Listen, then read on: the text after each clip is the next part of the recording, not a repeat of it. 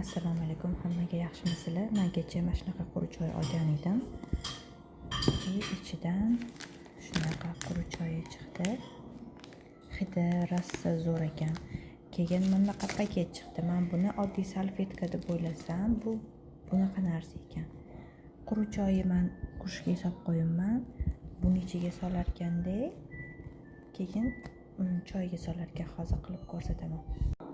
Mana ichiga soldim. Hozir choy solib, keyin buni solib ko'raman. Mana choy soldim.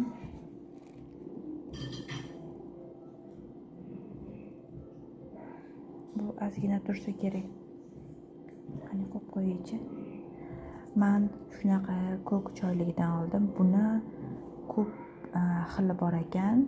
Olchaligi, qulupniligi, qora choyligi. Men mana shunaqasidan oldim. Hidi lekin shunaqa zo'r. Hidiga gap bo'lishi mumkin emas. Mazasi ham zo'r bo'lsa kerak. Qachondan beri olaman deb yurdim, axir olib ko'rdim. Rangi chiqyapti ekan. Bu choy haqida chiqdim.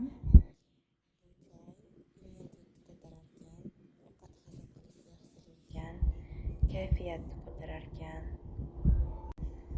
Qon aylanishini yaxshilarkan. O'zi ko'k choy ko'p narsaga foydali, bilasizlar. Mana shunaqa chiqdi rangi. Hop. Bilasizlarmi, nimani hidi kelyapti? O'rmon, archalar bor, shunaqa hid kelyapti. Mazasi ham o'zgacha. Menga yoqdi zo'r.